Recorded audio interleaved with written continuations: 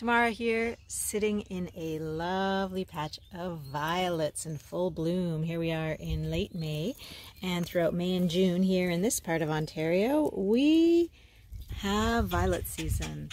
And we also have nesting season with the birds and the babies in the nests flying around while the violets bloom. It is all very delightful. So I just wanted to speak a little bit about violets today because they're so common.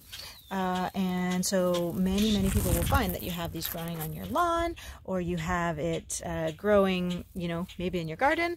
Maybe it's spread from your garden to your lawn. That's pretty common. So violets, really good source of wild food or cultivated, and medicine. And this particular patch that we have here has some very dark purple flowers that are a pretty good size. And you can recognize the flowers because they have 4 petals and they're kind of curled. The petals are, you know, they're not just sort of straight outwards. They're shy. They curl back. They curl around. But you've got 2 at the top and 2 at the bottom. So 4 petals on your violets. Let's get a good shot there. 4 petals on your violets. So then they can be a lighter color purple than this. They're sometimes sort of more like a lavendery shade, and they can also be whitish. They can be yellow. These are common shades of violets, but a lot of the times you'll see these different shades of purple. And they'll be moving through the grass. This is a patch of grass that we don't mow so that we can let these violets really grow and become big. And another part of the grass, they're a little smaller, but we still have them. They've been mowed and they come back because the violets are really tough. They're super tough. They can be trampled on, they can be mowed, they can be dug up, there can be stuff dropped on them. They are really strong, even though they look so shy and sort of delicate, which is an interesting characteristic about them as a plant and actually about their medicinal properties. As a food, as a wild food, you can harvest these violet flowers and they can go on your salads. They can go on your cakes. People will candy violets and decorate cakes with them. They can go, you know, as sort of dressing on top of your rice dish or whatever. So just raw, they are pretty sweet and, you know, delicate flavor and really add a lot of beauty and color to a dish, of course. Really nice for a spring salad. You also can include these leaves in your meals. And so let's get a look at the leaves. They are heart-shaped, right? With a point and then 2 little curves around at the base. Heart-shaped leaves, and they also, you'll notice, have this shy quality. They like to kind of curl inwards like the flowers. So there's a shyness to the violets.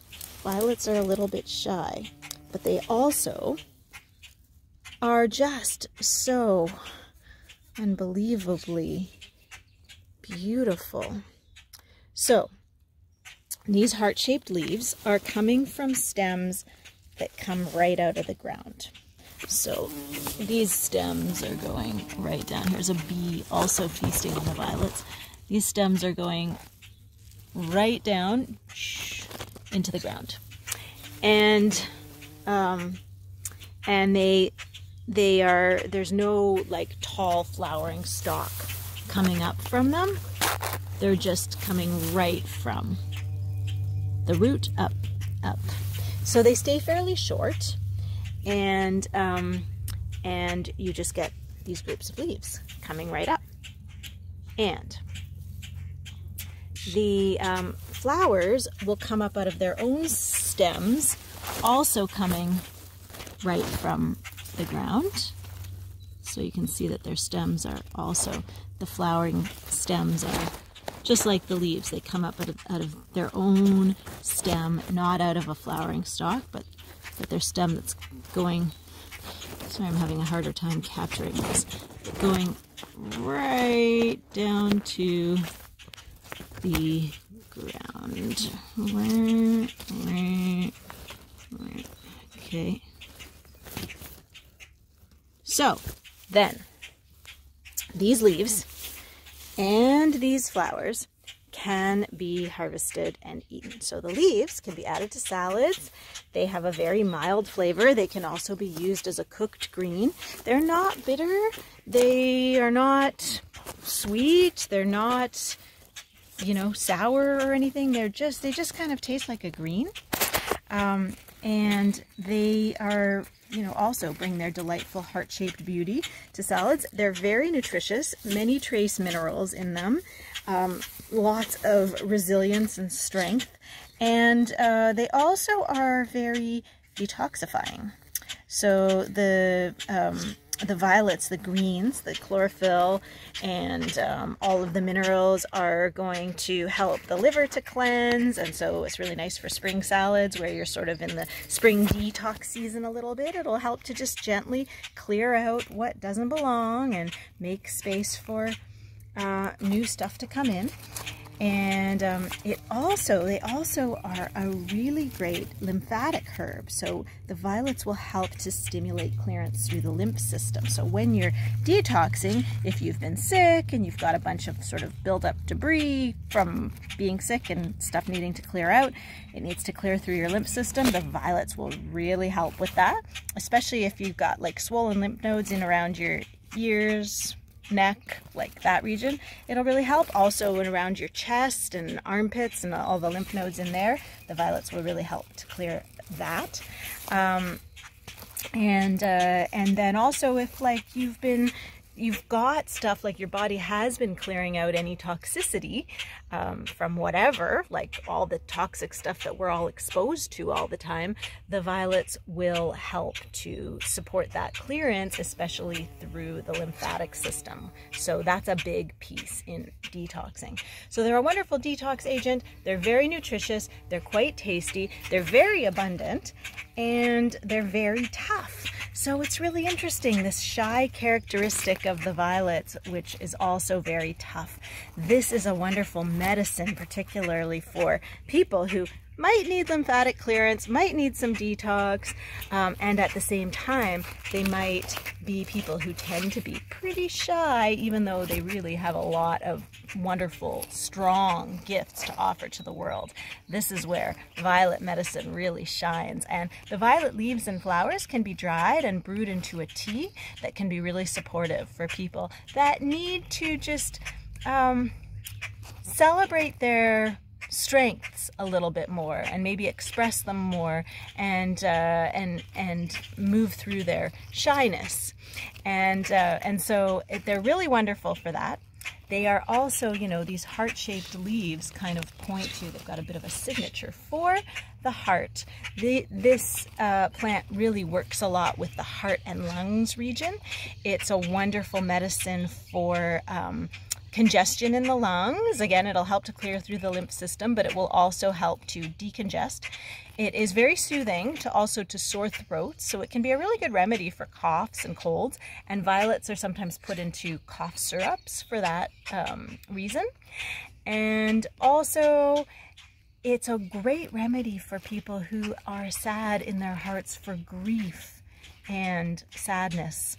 The violets really will help to meet you there. They help to acknowledge in a really soft but strong way the medicine of moving through healing grief, being able to feel it and also have the strength to do that and to move through and to keep going, like these tough violets that put up with all kinds of abuse and then just keep showing their beauty and their strength on and on.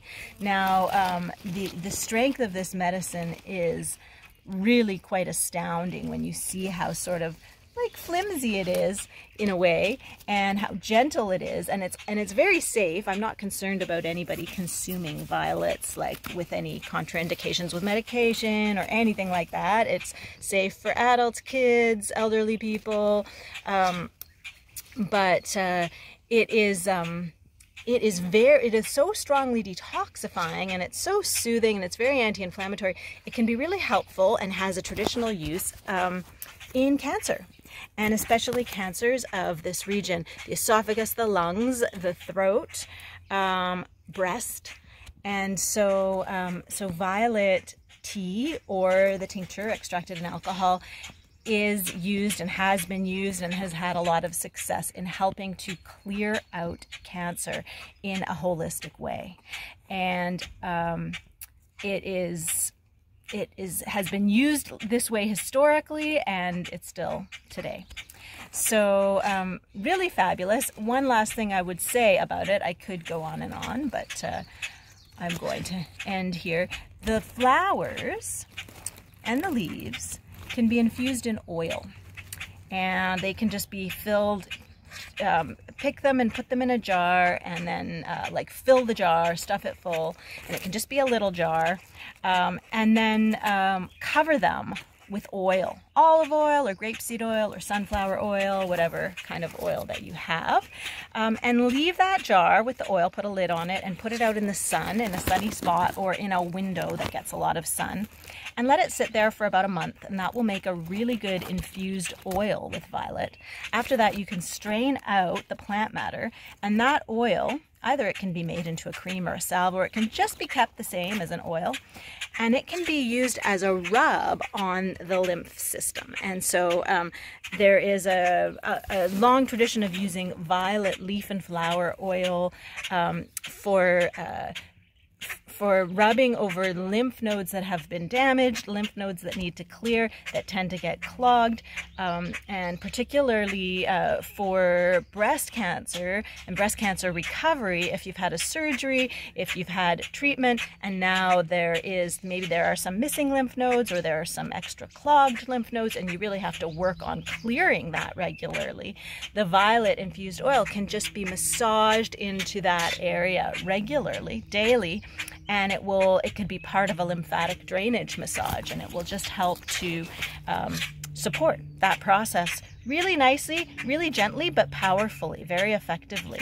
So yeah, the violets they're really speaking loud right now. This year we really have a lot of them, and this time of year we really have a lot. So I'm grateful for them, and I just wanted to share some of their abundance with you. Get out, harvest some violets if you can. Be respectful when you do, and honor them as a living plant that need to be supported well to live and survive and thrive. Don't pick all the flowers, because the bees want them, and also because the flowers will make seeds and plant themselves, and that's how you'll spread your violet patch. But here and there you can pick a few, and enjoy it.